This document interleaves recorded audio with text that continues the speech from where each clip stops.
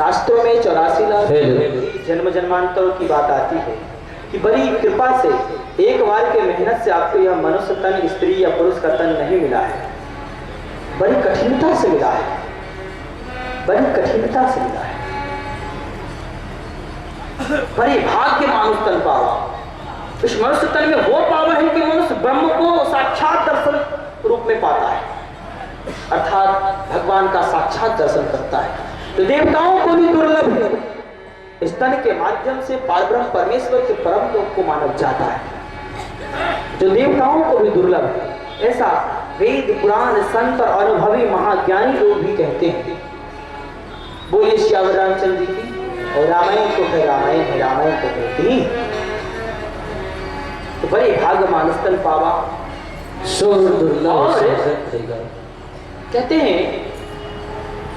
इसके एकदम नेगेटिव भाव बड़ा ढंग से बताते हैं। भागवत में एक श्लोक है, याद आ गई। प्रहलाद जी कहते हैं कि दुर्लभो मानुषो देहो देहिनाम छंदंगुरः, कि दुर्लभो मानुषो देहो देहिनाम छंदंगुरः, कि मानव तन दुर्लभ तो है ही है। प्रहलाद जी कहते हैं कि मानव तन तो दुर्लभ नहीं है, लेकिन साथ साथ क्षणभंगुर भी है। क्या है? इस बात को भी ना भूले कि क्षणभंगुर भी है, सदा रहने वाला ये नहीं है। इस तरह से संतवाणी में कहा गया, पानी के रात खुदा मनुष्य की जा,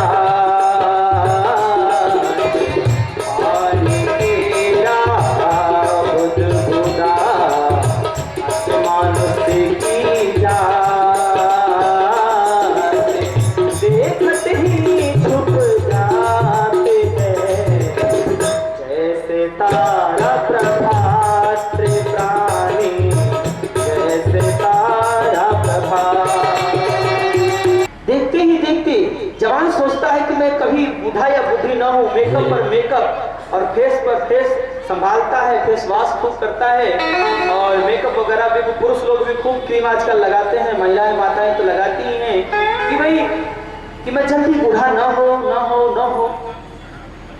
लेकिन देखत ही छुप जाते हैं जैसे तारा प्रभात। कोई नहीं चाहता कि जल्दी मैं बूढ़ा हो जाऊं, सब लोग चाहते हैं कि मेरे चेहरा पर एक तेज पुंज और सुंदरता निखरी रहे, बनी रहे।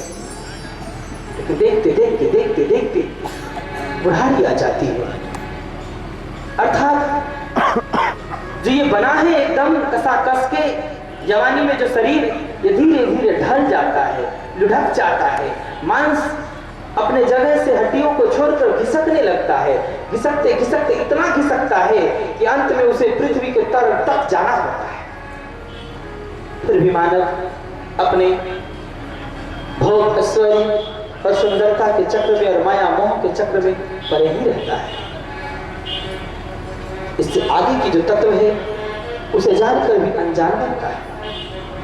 इसे ही आकर संत जी परमात्मा की विशेष अनुकंपा से समाज में अलग चलाते हैं। बोलिए श्याम रामचंद्र जी की जय, श्री हनुमान जी महाराज की जय।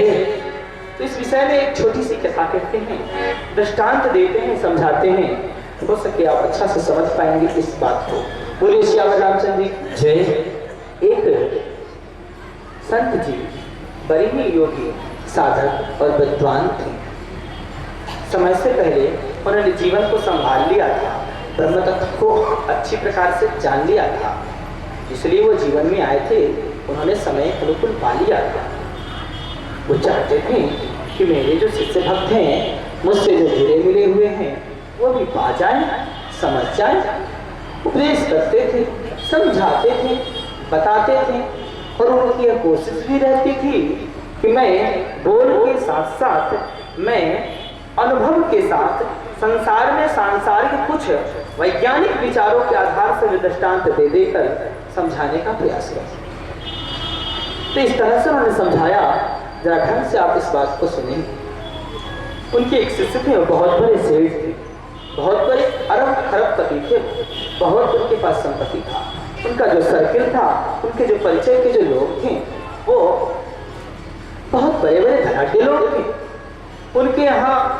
परिपाटी के आधार पर, प्रचलन के आधार पर वो बना रखे थे कि किसी किसी खास खास तिथियों पर, समय पर फंक्शन करते थे। अपने जन्मदिन पर भी खास फंक्शन करते थे वो। तो जन्मदिन पर वो खास जब फंक्शन किए, उसमें अपने सारे इष्ट मित्र दोस्तों को तथा उनके अपने बिजनेस से जुड़े हुए साथियों को इनवाइट किया, बुलाया, अभिमंत्रित किया, आमंत्रित किया। उसमें गुरुजी को भी आमंत्रित किया। गुरुजी को कहा, गुरुजी आप भी आशीर्वाद देने मेरे जन्मदिन पर आ जाए। गुरुजी के लिए आदर सहित गाड़ी भेजा, गुरुजी को बुलाया। गुरुजी आए तो कहा सब तो कुछ ना कुछ उसे गिफ्ट करेगा, तोहफा देगा, हैप्पी बर्थडे टू यू कहेगा। तो हमको भी करना चाहिए, उसको आज आशीर्वाद देना चाहिए कि भाई तुम्हारा जन्म धन्य है।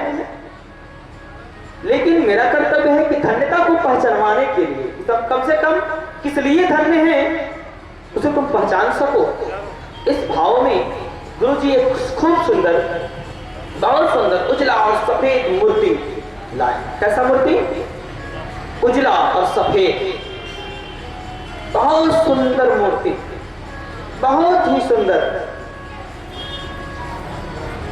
और बोलिए श्याम रामचंद्र जी की बहुत सुंदर मूर्ति जो है सो लाए। सब लोग गिफ्ट कर रहे थे। तो गुरुजी के हाथ से जो गिफ्ट मिला, जो तोहफा मिला, सबसे आदर पूर्वक इसने लिया।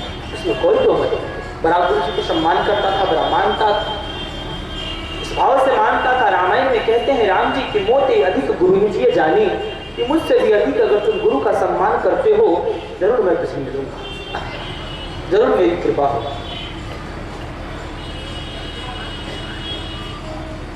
इस प्रकार से बड़ा भावपूर्वक गुरु जी का चीज जो तोहफा था उन्होंने लिया।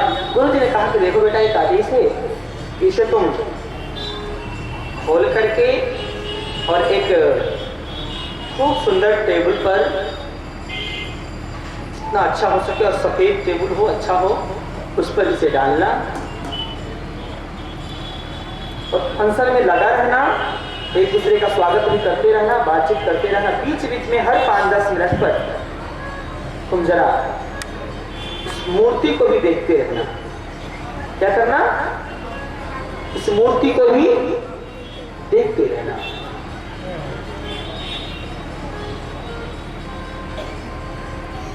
गुरुजी का आदेश था, गुरुजी के वचनों का ये सम्मान करता था, आदर करता था।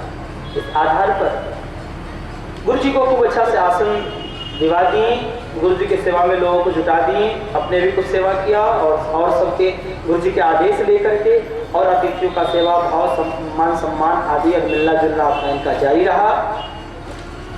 बीच बीच में गुरुजी के आदेशानुसार हर 7-10 मिनट पर, 5-10 मिनट पर उस मूर्ति को देखता, तो उसे तो कुछ फर्क महसूस होता नहीं था। हर 2-4 मिनट पर, हर 5 मिनट पर देखता था, कुछ फर्क नहीं महसूस होता था। लेकिन जब घंटों इस तरह से हर 10-5 मिनट पर देखते देखते लमसम उसका घंटा 1-2 घंटा जो समय पूरा, तो मूर्ति में परिवर्तित होते होते मूर्ति गलने लगा। आंख जो है, जो खूब लाइट में खूब अच्छा था, वो थोड़ा मंद हो गया, थोड़ा मैंने वहाँ का वो गल गया। फिर जो नाक था वो भी थोड़ा छोटा हो गया, तो गाल जो था ये थोड़ा और सुटक गया, और जो चेहरा था मैंने जो हाथ वो सब थोड़ा पतला होने लगा। तो ये क्या हो रहा है इस मूर्ति में? इस मूर्ति में ये क्या हो रहा है? देखते रहा जब पूरा फंक्शन जब लमसम 3-4 घंटे में जब खत्म हुआ, तब तक लमसम 4 घंटे में जैसे फंक्शन खत्म हुआ तो लमसम वो मूर्ति संपूर्ण गल करके वो पूरे सब जगह छितरा चुका था, यानी कि पानी पानी हो गया था। वो मूर्ति बर्फ का था। किस चीज का था? बर्फ का था।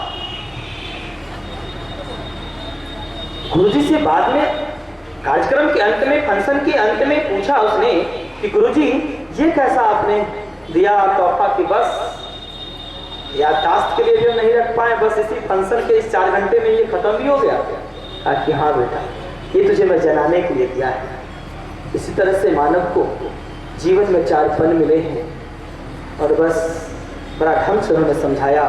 बाल्यावस्था, जवानी तथा अधवैसावस्था तथा वृद्धावस्था, चारों अवस्था के बारे में बड़ा ढंग से उन्होंने समझाया। इसी तरह से 4 घंटे में तुम्हारा जीवन समाप्त हो जाता है। इसी पानी के बर्फ के मूर्ति बुदबुदे के समान, पानी के राह बुदबुदा, पानी के राह बुदबुदा, आसमान उसके जात, ऐसा है मनुष्य देखत ही छुप जात है जैसे तारा प्रभाव। इसलिए हे प्यारे सज्जनों, माता एवं बहनों, सज्जनों, संपूर्ण उपस्थित को आप लोगों से इस कथा के माध्यम से ही मेरा निवेदन करना है कि भगवान जो रामायण में जो बताए हैं जिस तरह से जीवन जीने के लिए, वो मैं बताऊंगा और आप लोग भी उस पर चल करके अपने जीवन को कृतार्थ करेंगे। कल इस विषय को राम गीता के आधार पर, जो रामायण में राम गीता है, उसके आधार पर ढंग से इस विषय को हम समझाएंगे, आप लोग जरूर समझेंगे। बोलिए श्यावर रामचंद्र की जय, हनुमान जी महाराज की जय।